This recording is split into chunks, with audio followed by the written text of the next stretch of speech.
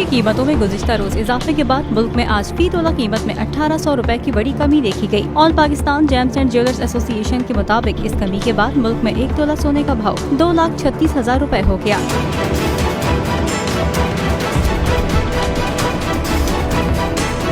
Jewellers association की जानिब से बताया गया है कि 10 ग्राम सोने का भाव 1,543 रुपए कम होकर 2,02,332 रुपए है। सराफा मार्केट के मुताबिक आलमी बाजार में सोने का दाम $21 कम होकर $1,961 फी औंस है।